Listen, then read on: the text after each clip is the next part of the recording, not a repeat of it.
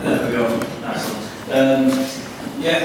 Before I start, I'd just like to say thanks to Ash and the Bolser team for putting on this event tonight.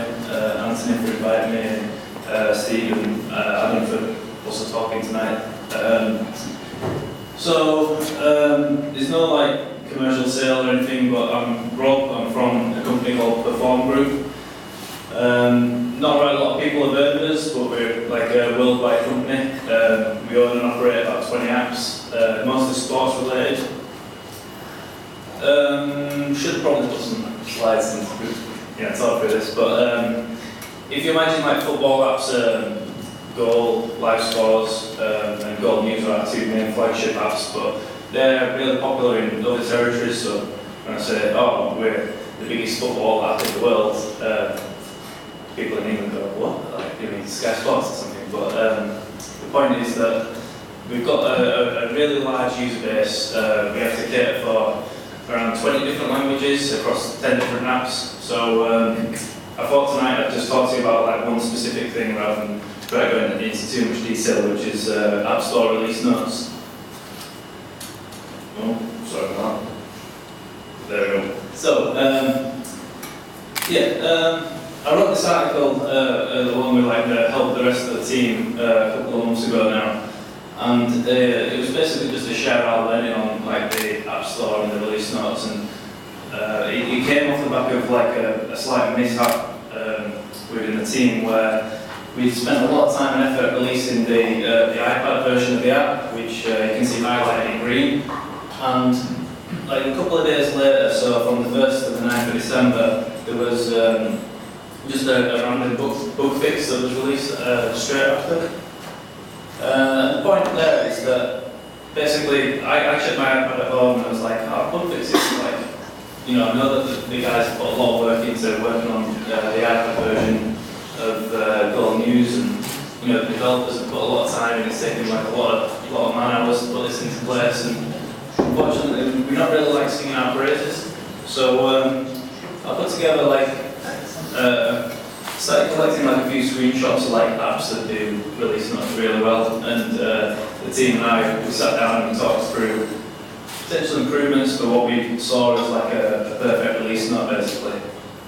And I'm not going to dwell too much on it because I'm sure you can, not everyone in the room's into building apps, or we're probably more into mobile web and things like that. So I'll just skip through a few of my favourite points basically, which starting on the left is what we should have done.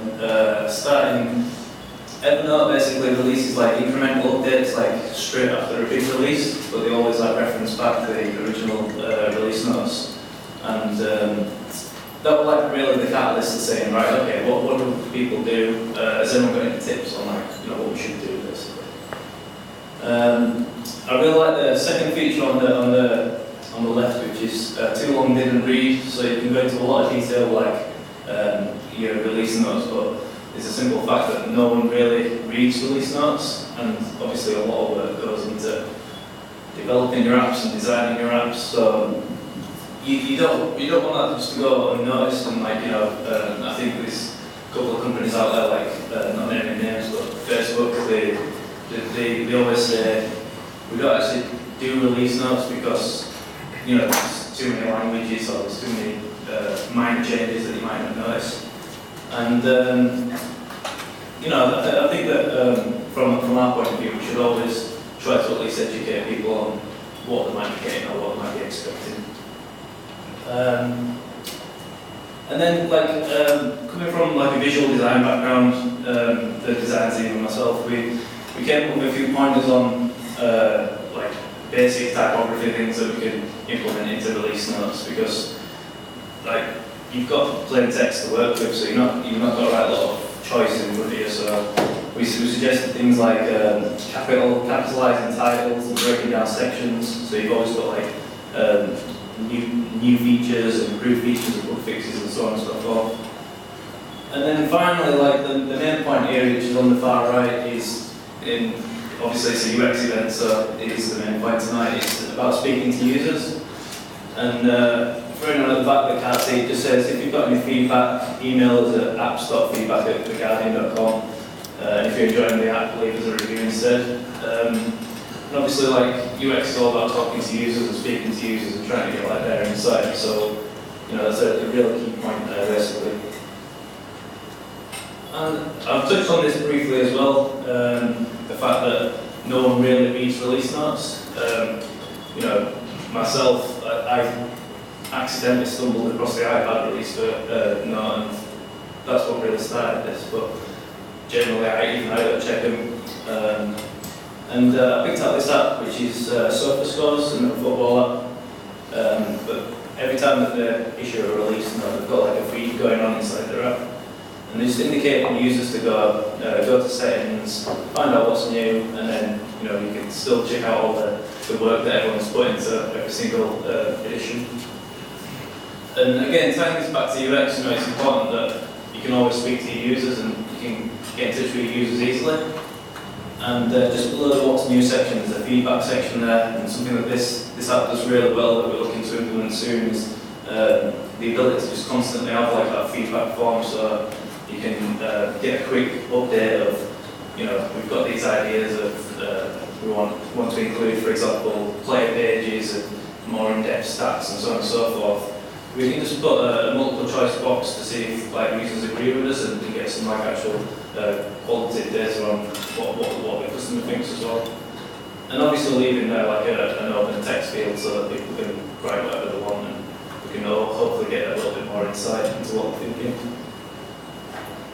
And then finally, this is the last slide, but it's the conclusion of the article.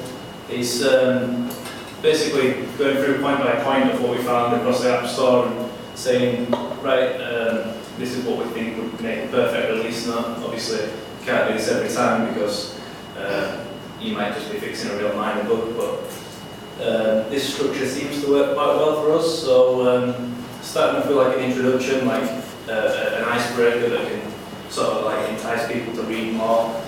Include that TLDR, although we've gone for summary because not a lot of people know what that means, but it's too long didn't read. You can just include a short summary of what's about to happen. And then breaking it down like titles, and you've still got access to certain characters on the keyboard even though it's plain text on. And just breaking it down point by point and giving clear line breaks in between the new section, the improvement section, and then the bug fixes section. And then the sign off, keep it similar to your introduction, so it's quite personal and approachable. And then finally, keep that email address in there to basically say, here's a good place for you to get in touch with us if you've got any feedback. You don't need to leave us a bad App Store review to get your point across. We can respond to you and get back to you on there. And this is something that we've been trialing for about a couple of months now. A couple of challenges that we've got with it, which I didn't realise at the time because most of the guys looked at iOS apps, but the Android App Store only offers a 500 character limit for update release notes. So what we've decided to do is not to lose any of that, but keep the introduction and the sign off and the too long didn't read summary section within 500 characters, and then basically we will pull this out on the iOS store. Like I say, include that in the app as well. And yeah, going forward, we serve a global audience, so we've got 20 different languages that we serve, so it's all about organisation and getting a decent spreadsheet in order that can also populate this kind of thing and make the product guys' lives a little bit easier. And yeah, that's pretty much it. So I just encourage you to just check it out if you're interested in developing apps, or if your product managers might need a little help in terms of typography and layout and stuff like that.